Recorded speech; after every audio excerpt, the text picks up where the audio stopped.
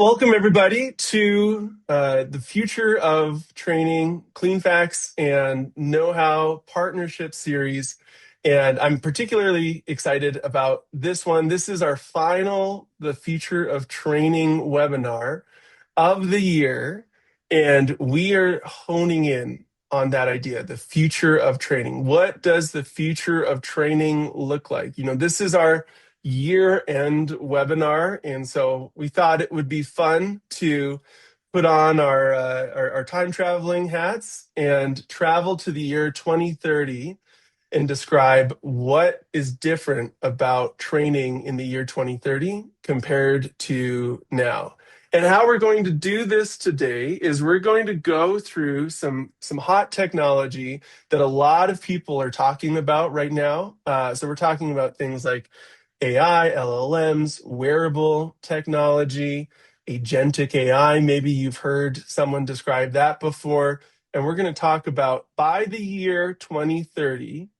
We've got three categories here. We're being very structured with our future casting. By the year 2030, will this technology be niche on the sidelines, but will not have really had an impact in training and restoration, and in cleaning, I should say, training and restoration and cleaning?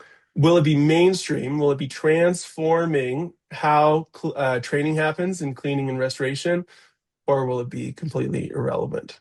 And I'm really excited to get into this. We've got an expert panel, as always, here. And so let's go around, do some introductions. Leighton, I'll start with you. Why don't we go where you're tuning in from, your role, and spicy question to start things off. One way life is going to be different in the year 2030 compared to now. Well, happy to be here. Leighton Healy, CEO at KnowHow. We are the AI knowledge platform of choice for fast growing service companies that want to own the future. What's going to be different in 2030, I would say, as it relates to this topic, is that I would say that overall competence and experience will be decoupled from tenure, meaning that frontline roles will become augmented professionals, and training will really collapse from months to days. This idea of where will we? You hear people talk about data is gold and stuff like this. I think that people will recognize that really competitiveness will move to how can you scale knowledge velocity and accelerate labor yield faster than your competitors, and do so in a way that preserves a very human centric employment experience. Awesome. Hey, that is a compelling future. That's a little less dystopian than I was picturing the year 2030 might be like. This is going to be more optimistic than I was expecting. Jeff, how about yourself? Introduce us for the three people who haven't met you before, and what's one way 2030 is going to be different? So Jeff Cross with Cleanfax. I'm really not the real Jeff. I'm the AI Jeff. So the future is going to be all about AI, in my opinion. I mean, a lot of people I talk to now, they recognize the power it has and what it's doing. But I just think I see a split audience in 2030. I see some who are going to really embrace it starting now, and they're going to be using all the things we're going to talk about today to its full. They're going to embrace it. They're going to hold on to it and make it work. And there's going to be a lot of people who right now their attitude, their skepticism is going to hold them back. And so in 2030, we're going to see a big split. That's if we're talking about predictions here. All right. Those who are going to uh, be at the lead of the pack and making it work using all the things we'll talk about today. And the others are going to be like, oh, I should have done something about it. And then a few are going to be like, it's okay. I'm going to just do it the old fashioned way and live as long as I can in this industry and hope for the best. So, As you're saying that, Jeff, makes me wonder, like when I think about that whole kind of like organic, no GMO kind of granola person, they tend to be the person that, let's call it, if you were to picture, okay, this person, we all have in our mind's eye this person who's this like granola, non-GMO, organic, no preservatives type person. Okay, picture that person probably not wearing shoes, wearing overalls for some reason, and then you have this individual who's, reluctant to adopt AI systems to augment, enhance, or automate things in their workforce. And I almost wonder if like those profiles are gonna intersect, and all of a sudden in like 5 years from now they're gonna promote themselves as like, don't you want like non-AI work done? Don't you want like pure, like, I wonder if that would be like the new thing. It's like, hey, weren't you bugging that granola guy like 5 years ago? And now you're like the workforce granola guy. What happened here, right? It's So I kind of can like, see that. analog labor. That's right. Yeah. Yeah. Yeah, I could see that. I could see a strength being that human aspect, that personal touch, everything that we all value even today. But you can use AI and still have that. But it's funny when I talk to people about how they feel about AI. I had a big conversation the other day with two people at a cafe. But you ask those who are concerned and they're kind of standoffish when it comes to it. You might say something like, "Well, did you see that one Instagram reel with the animals and you're going to talk about the AI generated stuff?" And they're like, "Oh, I'm not on social media." Mhm. So I don't know if there's a correlation there or not. Maybe it's anti-tech completely, or just wanting to be that granola person, Leighton, that you mentioned. That could be it. But they haven't marketed. They got to lean into that. They got to Yeah. lean in. Yeah. And they Written got by to. a human. Yeah. Yeah, exactly. A So, human with a pulse touched this product. I Yeah. did see yeah. something recently about, and I think it was a Wall Street Journal. The trades are really going to be stronger in the future. People are going to look at the trades as a real opportunity. And I can see that because as a journalist, if I was coming in fresh out of school into this industry with AI and what it can do with the written word and with video and audio, I'd be concerned getting a fresh start. Where I'm at now, not too concerned. I think we're doing pretty good with what we're doing with webinars and videos now. But Mhm. as a someone new, but restoration's Yeah. different. Restoration's different. Yeah. Yeah. Hey, I couldn't agree more. I think white collar work looks less secure than it has probably for the last 15, 20 years. But we'll get into it. I think it'll be a long time before a robot's coming in and replacing your toilet. So there's opportunity. Okay, so my name is Travis Martin, Vice President of Product and Marketing and KnowHow. And my AI hot take, again, this is not a judgment. This is just me observing what I think will be the case. I think by 2030, you will have people trying to marry their chatbots. Right or wrong, that's a different podcast. But that's that's That's that's in the the wave. news. That's the wave that I see coming. And yeah, it's probably closer than we think. So again, the format of this, I'm really excited for this roundtable. We are going to anchor ourselves in 2030. So it's the year 2030, and the LA Dodgers have just won their seventh World Series in a row, and everyone in Canada is losing it. But Mhm. year 2030, we're going to look at all of these different technologies that are being talked about now in 2025 and prescribe, hey, based on our understanding of where things are going, based on the technology, based on our understanding of the cleaning and restoration industry, will this technology be niche, mainstream, or completely irrelevant? And if niche or mainstream, what impact will it be having? So the first one, we're going to start easy and we're going to go a little bit harder, a little bit more abstract as we go on. The first topic that we're talking about today, artificial intelligence, and let me specify, chatbots. And so this is the same form factor that a lot of us would be used to with ChatGPT or Gemini or Grok. This is where you type text and then you get a response back and you're talking to an AI that feels more and more human, but it is artificial intelligence. Leighton, I'm going to throw it to you first. By the year 2030, will chatbots powered by artificial intelligence be a niche use case, a mainstream use case, or completely irrelevant? So if you take your mind and you just I would say dissociate it from that, let's call it that annoying chatbot that pops up on a website when a person is really just wanting to speak to a human. Mhm. and actually think about some of the things that I think create the most frustration for consumers in primarily residential service delivery. It would be communication leading up to the project and then post project.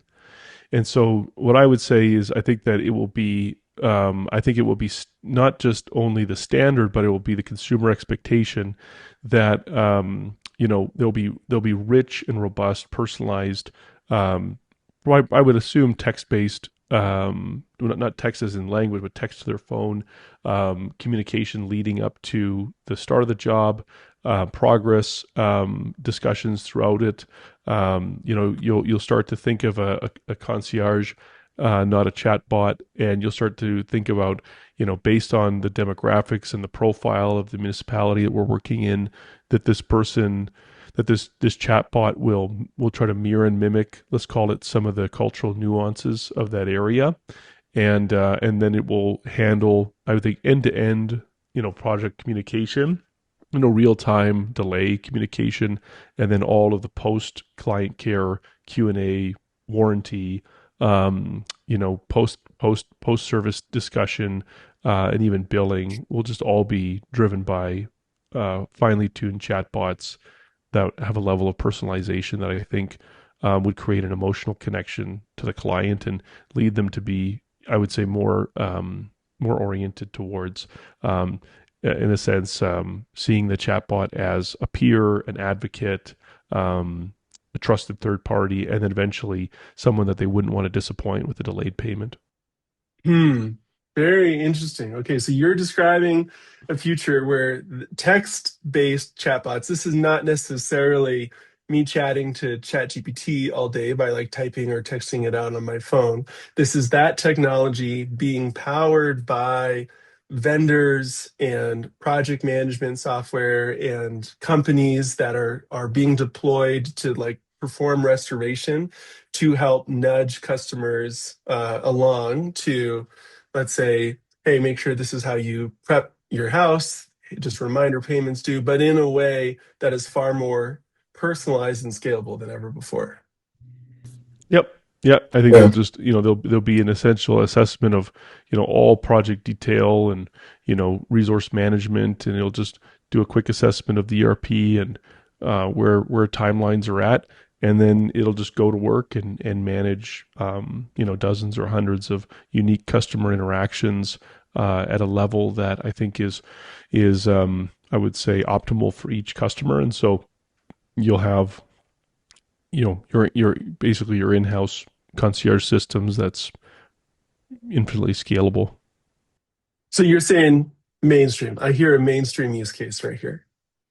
I think Yeah. it'll be by that time. My prediction would be that the consumer has had such a demonstrably better experience knocking down the typical negative pre and post project communication heartburn that is so common in particularly residential service delivery, especially as we start to see the workforce begin to include more and more English as a second language staff that can't handle that communication confidently. I think that it'll just become an expectation from the consumer. You're already seeing in other nations, places like Brazil, where the storefront is more of a WhatsApp than it is, calling ahead or anything like that. Hmm. That's a very interesting world where, obviously we design apps, right? Where the primary UX UI, like the way a customer interacts with your product, is not necessarily an app or a website or a phone call, but it's through that communication, like you described. Fascinating. Jeff, how about yourself? The year is 2030. What is our use of text-based LLMs and AI chatbots look like? Let me start with everyone should understand that I am the least techie guy here. I have never built an app. I don't know how to do that. Travis and Leighton are the experts there. I would say, a moderate user of what we're talking about today to some degree. What Leighton described there, but as he was talking about all that, it's great stuff. I didn't feel chatbot there at all. I felt something bigger than that with what he was Hmm. talking about. Because to me, and to me, from what I've done with my interviews and other investigations, what he was describing was more agentic to me, more doing things, getting things done for you. And I could be wrong, Leighton. Correct me if I am, or maybe do that later if you'd like. But I see it being mainstream. I see that interaction happening in real time. I was talking to someone at a trade show a few months ago who has a smartphone that listens to everything they do to learn that person completely. Now, some of you privacy lovers will be like, that's crazy. Our phones are listening anyway, but he's got it set. And I don't know how that even works, but an AI phone that's set to learn everything about him to to be his real-time assistant and to is that the future? Is that maybe it's the now? But I see that interaction, that quick discussing things with chatbots. I don't see customers really valuing it as much. Maybe they will because we're talking 5 years from now.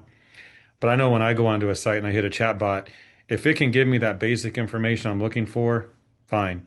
But the minute I smell out this is a chatbot, it's not going to really give me the answer. It's going to take me down a rabbit hole of chasing information.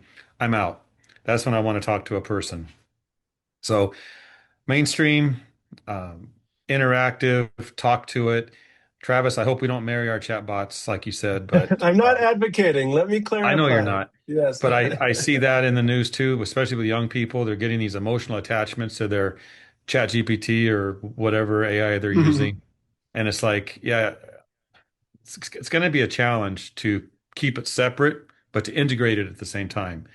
So I see as asking questions, getting information, sharing information, verifying information, restoration processes, questions you have. You can get that through a chatbot easily. And so mainstream.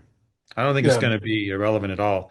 I think how we might use it in instances could be irrelevant. Like my example of hitting a site trying to get information. If I need my basement dried out, I don't, I know I'm with a chatbot and it's not giving me exactly what I need. On to the next company.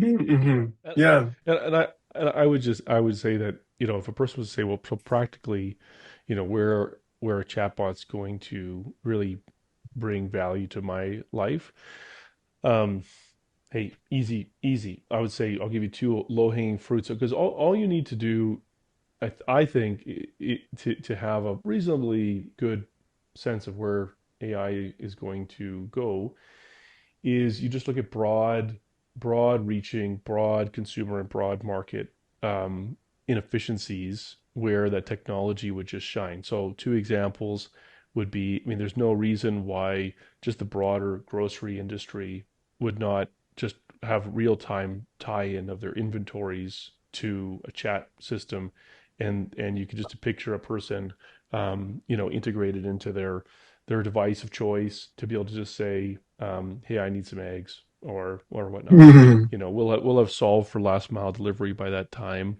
and so um, it'll largely be. I think a person will have that kind of, let's call it, in the same way where we're accustomed to saying, "Hey Siri," or "Hey, whatever, text so and so, I'm going to be 5 minutes late." It will be the same thing. We'll say, "Hey, I'm thinking about making pizza this weekend. Just order up for me whatever I need based on that."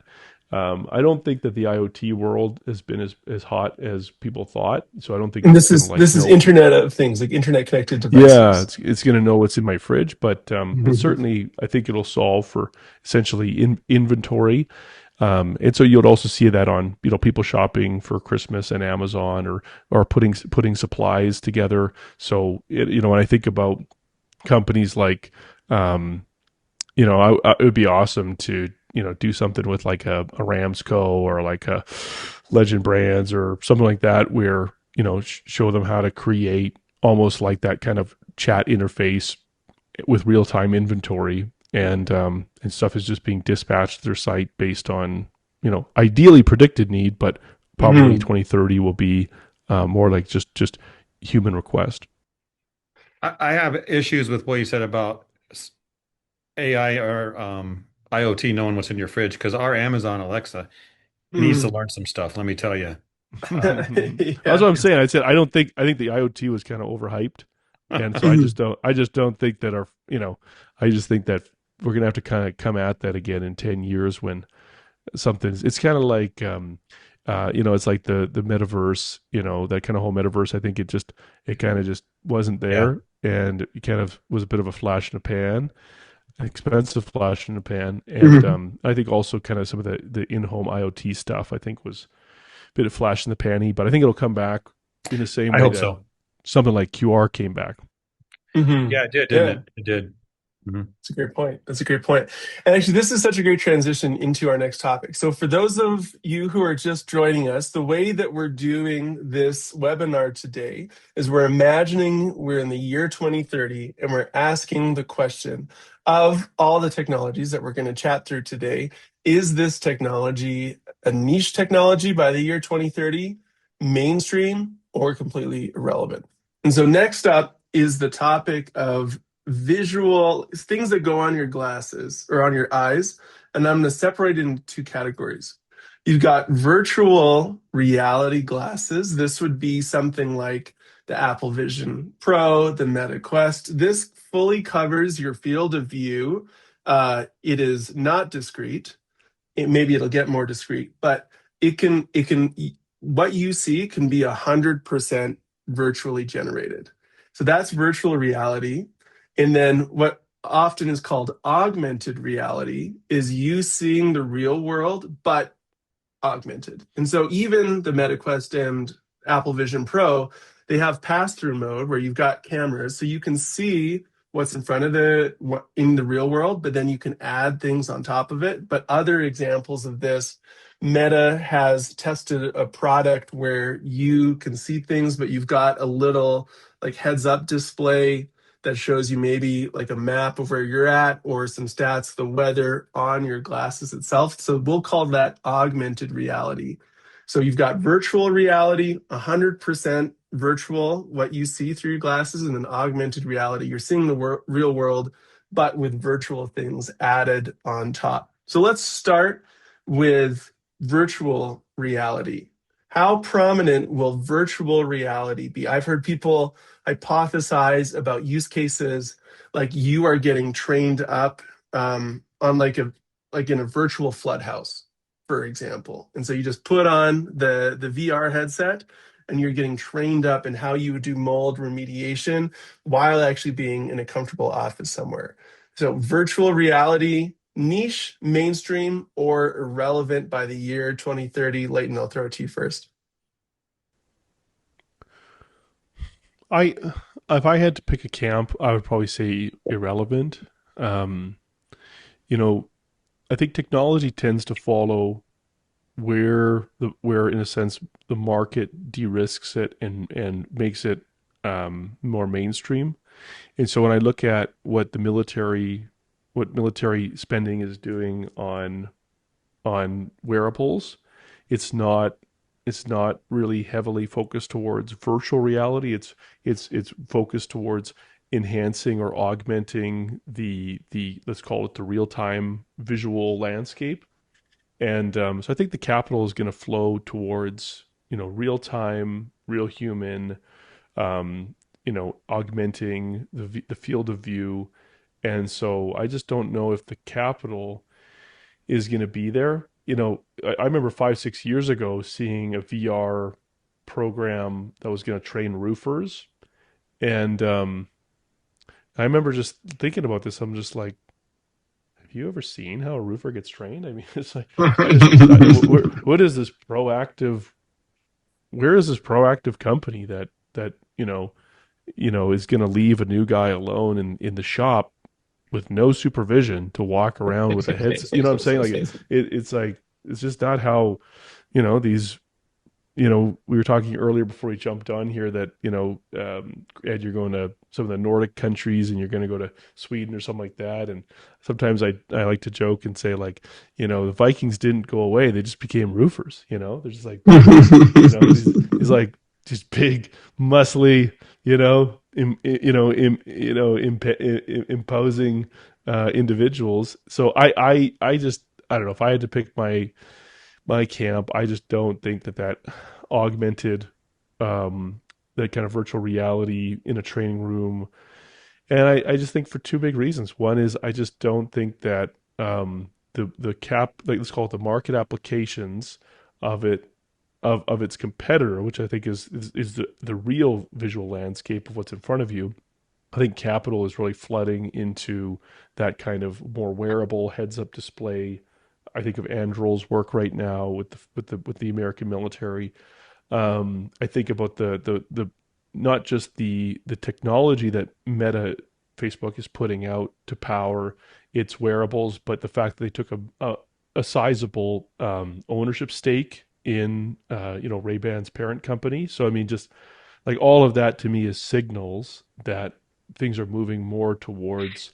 And then you're seeing Apple really kind of, I would say, cool. What seems like cool on its kind of almost VR investments. So my sense is that I don't think it'll be that hot in the future. I think VR will be kind of like not like full metaverse, but I think it'll be um, just something that never really took off. Maybe like Blu-ray. Mm. Hey, that's yep. And the only color I would add, I agree 100% with that take. I would say either relevant or extremely niche. And when you think of where the technology has to go, like when it comes to virtual reality, it's kind of been there for about 10, 15 years now, right? It's not a lack of, well, the tech just isn't good enough.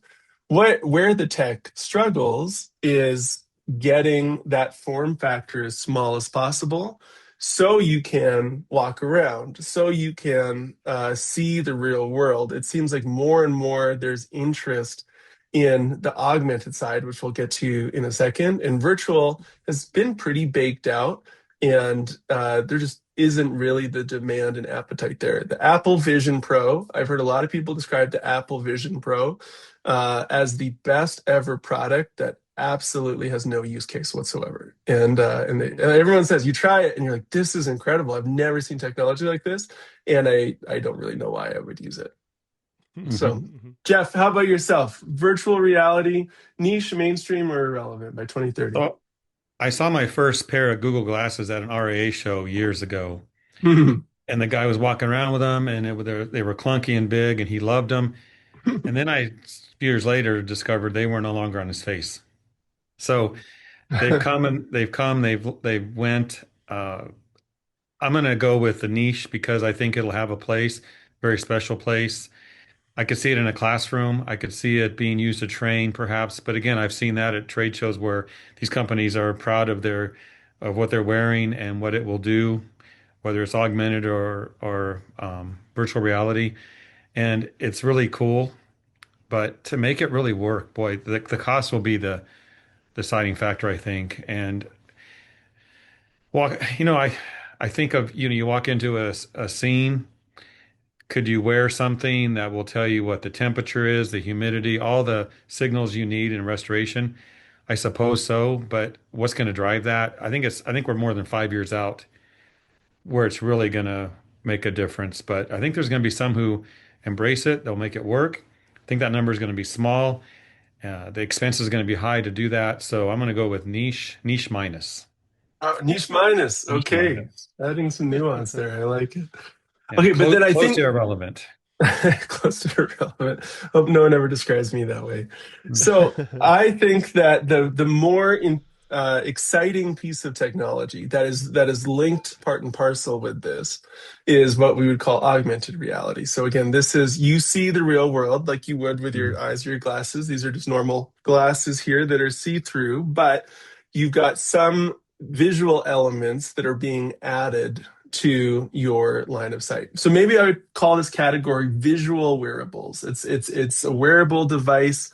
Meta has these Ray-Bans. They currently don't have anything added to your vision at this point, though they have some stuff that's supposed to be coming out later in 2026. But the visual wearables category, Leighton, let's throw it to you. Niche, mainstream, or irrelevant by 2030? I think it'll be mainstream. Will be, I would say, might be a stretch, but I think that it'll be. Yeah, I mean, I would personally bet on that horse, and for a variety of reasons.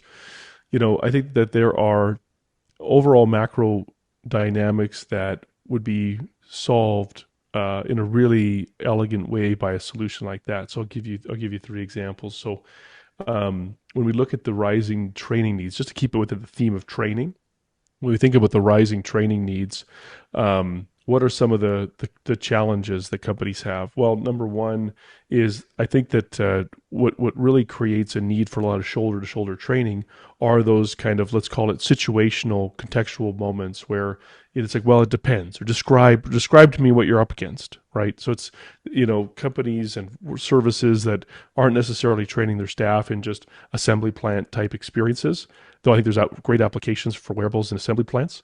But the ability to, I would say, arm somebody with a tool that allows a supervisor to essentially, tap and be there, with their technician, and to be able to walk them through it. So there's that AR component, which is the ability to have a supervisor, an owner. Essentially, you can be your staff's eyes at any moment. And obviously, you have to consider what that looks like from a security and a safety and a privacy component. But from a worker who is standing up on a scaffolding and trying to install something that's not fitting, feeling frustrated, what would be better than essentially, Regis film and phone a friend, and they can become your eyes and ears, and they can walk you through it. I mean, that's something that would be very powerful. You have to keep in mind that by 2030, a lot of the commitments that a lot of these major software companies around investments around their compute are going to come online, and so you have companies like OpenAI, planning to spend $1 trillion between now and 2030 to solve for compute. You'll probably have probably the first recommissioned nuclear facility to power compute for groups like Microsoft. So meaning that you're going to have a lot of this compute horsepower. So what that means is that things that seem unscalable now, I think, will come down. So for example, the idea to Jeff's point about listening all day long, I think basically consuming video all day long. And we've all probably seen something about the advancements of battery-based technology and how rapidly there's so many incentives driving battery-based technology. There's so many incentives, I think, making it harder and harder to have a skilled person on site all the time. And then I think what we also have to consider for is increasingly the workforce. And I'm just talking service workforce. I'm just talking labor workforce. I'm talking about labor training. Is that I think increasingly you see in the restoration industry, you see the rising, let's call it, constraints introduced by third-party administrators, insurance providers, et cetera, et cetera. So I think compliance will become more of a thing. And so the way of these visual tools to be able to aid in competency recognition, service compliance recognition, I just don't think it will be that big of a lift. And I think as soon as some of the big banners start offering it as a competitive advantage to the people providing the work, I think that it'll just become mainstream. So I'm bullish on it. We're doing some stealthy stuff on it. And I just think because there's so many tailwinds that are driving it that I think it'll be a hit. We're discussing visual wearables, if they will be niche, mainstream, or irrelevant in the year 2030. Leighton, I couldn't agree more. I think that this is going to be the biggest category unlock over the next 5 years. You just think of you have these Meta Ray-Ban glasses already. I've tested them. They're an incredible product, and they're still, this is as bad as they're ever going to be in the next 5 years, right? And even now, to have an AI that can see what you see and hear what you hear, Leighton brings up a great point where there's privacy implications, and there's a long, long, long list of people that I trust to see everything I see above Mark Zuckerberg personally. But nevertheless, there is an incredible product there. And you can imagine the implications when it comes to your workforce, not only having the visual piece of being able to get real-time data. At KnowHow, we think of like, could you have your step-by-step process projected out in front of you as you're working through something? If you're fixing a toilet, could you see what that toilet is supposed to look like in your view without having to pull open your phone? But you also just have this passive artificial intelligence that travels with you wherever you go as well. And that's going to lead into some other categories that we'll talk about later on in this webinar.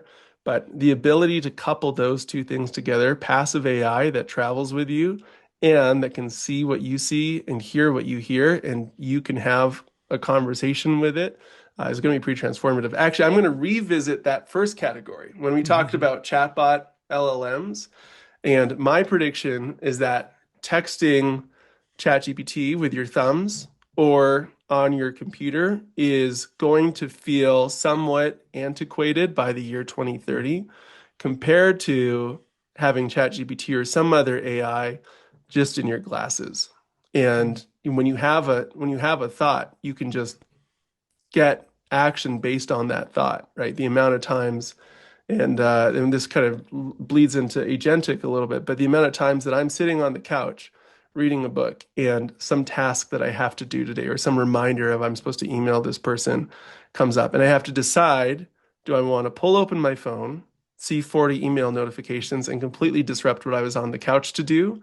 Or do I want to run the risk of having lost that thought and just like, letting it pass and maybe not getting it back? A lot of that will be behind us, right? You'll have the ability just to say, hey, remind me of this. And I know you could do it with Siri now, but it's not very good. So all that to say, yeah, go for it. And I think two things that I think would be very compelling. So, sometimes I've had people in the restoration industry catch me at a conference and say, would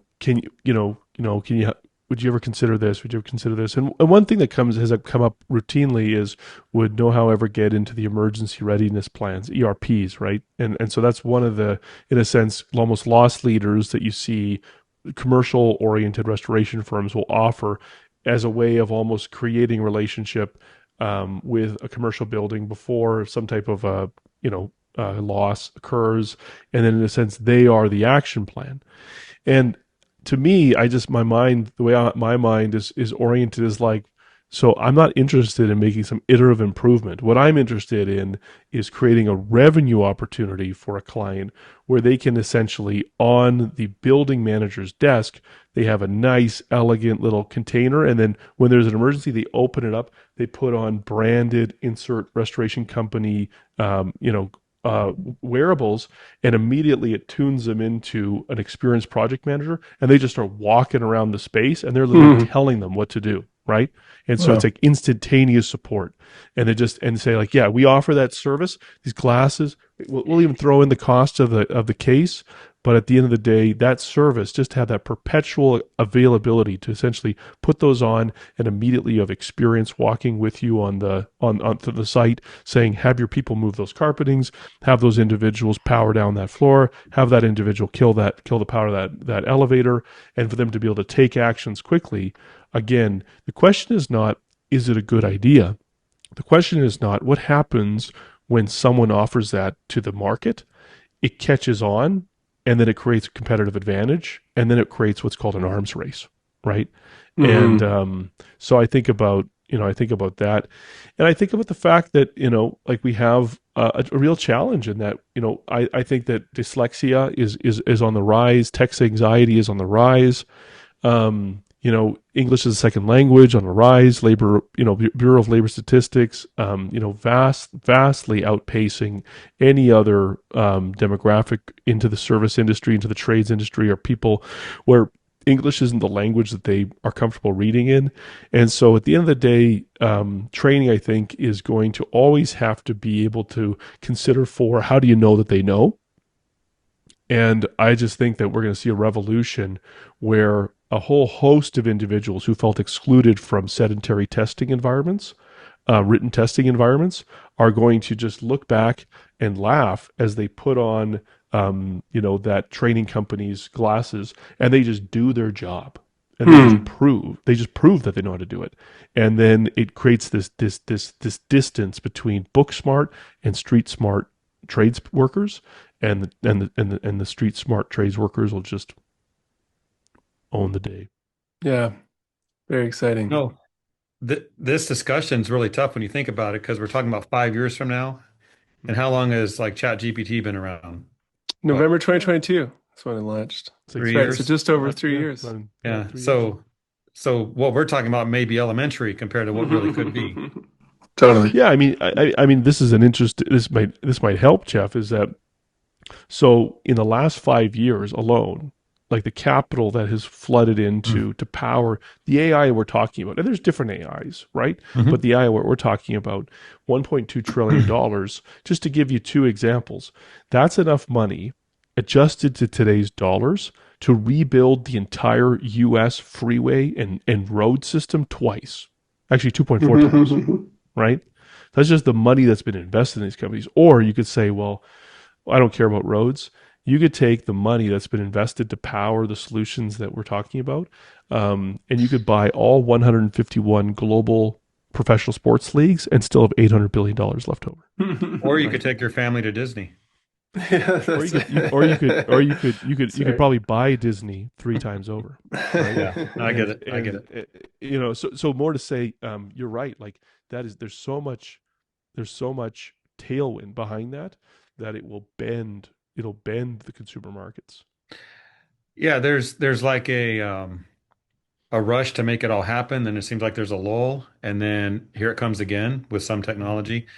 I mean, is it true? Isn't it true we've been using AI for 10, 20 years, right? I mean, Google Mhm. Maps, autocorrect. I don't know. This is your world, guys, but and now you're right, it's exploded. And 5 more years, who knows what it's going to be? Um, we're gonna see all these Yeah. things we're talking about maybe amplified greatly. Mm. And what was that inflection point? It's a great point, Jeff, where like AI has been in a lot of things for a long time. And the inflection point was November 2022 when ChatGPT launched and people got a glimpse of just how powerful this AI was. And it was in a text box. Like it was in the same form factor that my friends and I in junior high, wrote to each other on MSN, right? And that was it. But now it just gave a glimpse into the power of this thing that was bubbling below the surface. It was the first really killer use The case. type of communication. Yeah, Mm. Yes.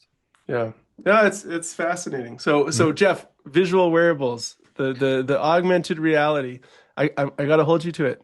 Where are things landing? I want to circle back in 2030 and be like, Jeff, you were way off, So or you called it. I'm gonna say because I've kind of stepped in it a little bit with what technology is gonna do, I'm gonna say mainstream. I'm a little afraid of what it could do. Wearing your glasses, you walk into a scene. Maybe you could do a screen share by just saying that to Mhm. someone. I mean, we can do that with our phones, right? But it's wonky. And you mentioned, do we want to grab our phone to do everything? But maybe screen sharing, speaking, and getting some confirmation across your pupils. Don't do that while you're driving. And don't Mhm. take it into the bathroom. Be safe. Think about the Yeah. implications there. But so I'd say mainstream just because it's hard for me as a non-techie kind of guy to really embrace this and say it's going to happen. But by seeing the history of the past 3 years, I'm going to say it's going to be mainstream. You Yeah. know what? I'll just build on what Jeff's saying. So the three of us here are wearing glasses, right? So um, maybe you can relate to this. I was shopping for a pair of glasses, and I've worn glasses since grade two.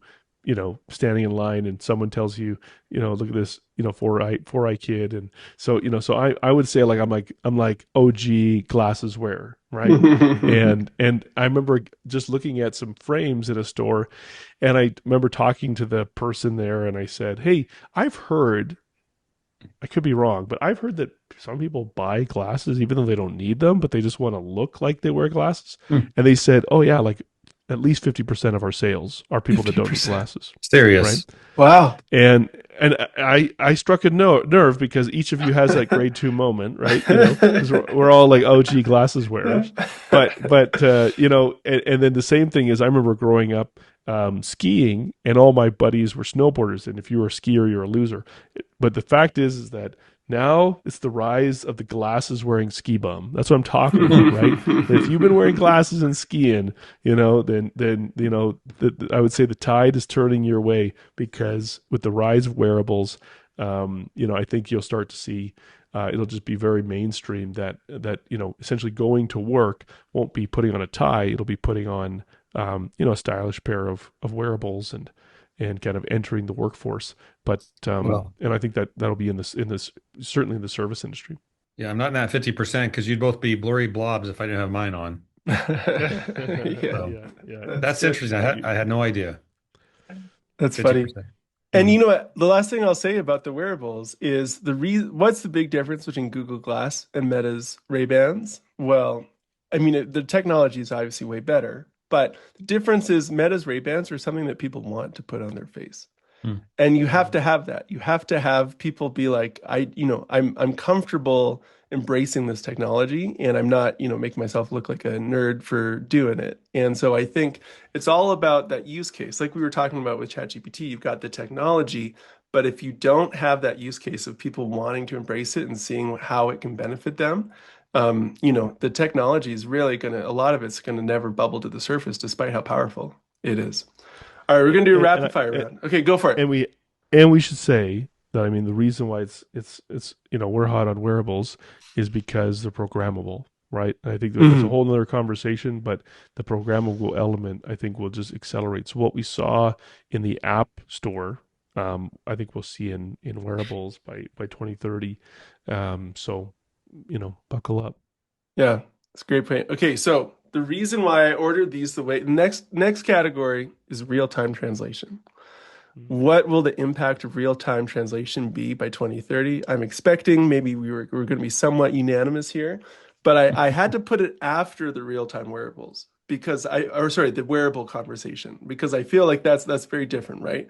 If you have to pull out your phone every time you need something translated, that is a different use case than I'm walking around Italy. I don't need any single device and I can get a real-time translation. I can have an Italian shop owner yell at me in Italian, and I understand exactly what he's saying.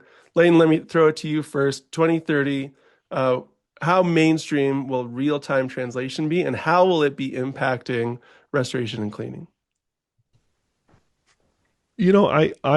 It's interesting. I guess I kind of thought that real-time translation and overall translation technology would be hotter than it is.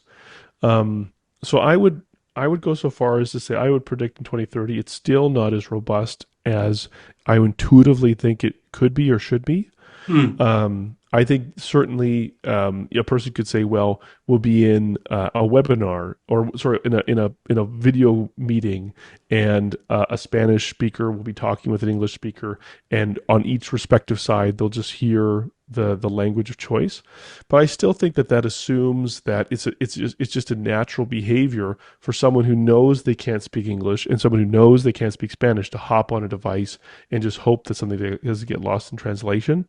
So I would say that I am hopeful that language translation becomes more mainstream, and some of the unfortunate obstacles from it being real time, predictive, less intrusive from a device experience. I'm hopeful that we'll solve for that, but I don't anticipate that we'll make tremendous leaps by 2030. And I think part of that is because I think that there is still a strong social undercurrent where there's a lot of incentives to just speak English, in the market. Um, and I think that will continue, where a device almost looks like a prosthetic that Mhm. indicates that I'm not really, able to kind of swim in these waters. So I personally, would use one of my three wishes to make, translation mainstream, seamless, really invite, the um, whole kind of, let's call it broader lingual workforce opportunity into the mainstream and create this lovely plateau effect, this level playing field. But unfortunately, my prediction would be that it will be niche, and but I'd be open to speculating. Ooh, call on me, Travis. Call on me.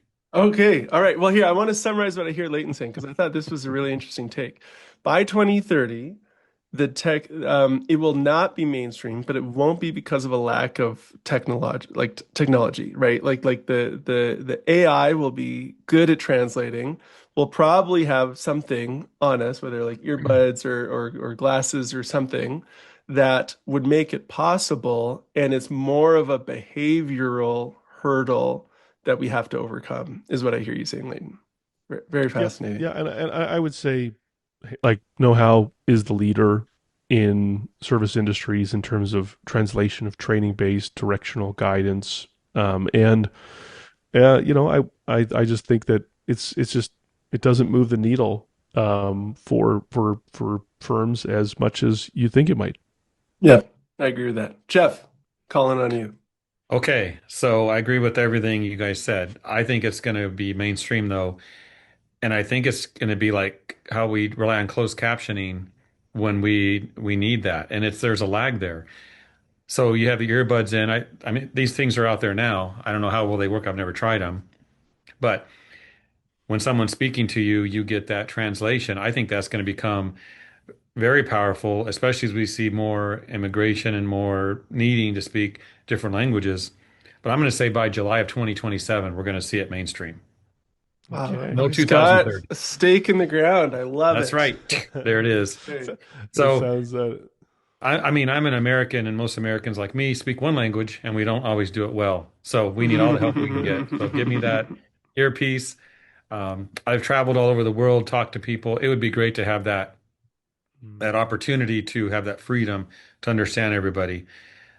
So yeah, I think you guys are right on, and you're already involved in doing this for the industry, but I think it's going to happen faster than 2030. Okay. I love a little disagreement, and I love Yeah. hot takes and bold predictions. This is set your calendar, everyone. July 2027. Jeff's having a multilingual party at his house. Maybe August 2027, but All whatever. right, that's fair. That's good. All right. Hey, we've got just a few minutes left, and actually, there's a bunch that we didn't get to here. I wanted to chat about agentic. I want to chat about robots. I thought maybe even we would put Elon Musk to the test and see if Neuralink has done anything. You know, if anyone wants to download the ability to do contents or water mitigation, but alas, we might have to save that for another year. Leighton, let me throw it to you. I want one quick. I just spend 2 or 3 minutes. A lot of people are hearing the word agentic right now. What does agentic mean? What is the impact? You know, I think it feels like maybe in the early days of ChatGPT, where like some people had really saw this opportunity, and then a lot of people had said like, I don't really get it yet. So could you describe what agentic AI means? And or I've got a definition I can read, and then you could add some color. But then I'm curious to get your take on what impact you think it'll have by 2030. So I think the simplest way that I would describe it is in the name agentic, you're referring to agency. You're referring to an agency is, let's call it somewhat of a less common, less mainstream way of saying taking independent action. And so when a person says that I left this lasagna in my fridge for so long it took agency, I mean it's kind of a nerdy way of saying that it probably grew legs and walked away.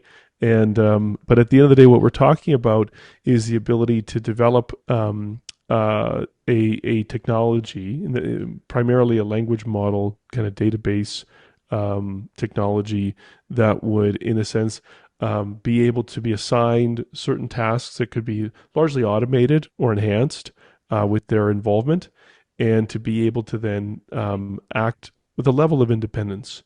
And so you say, well, what do you do with that?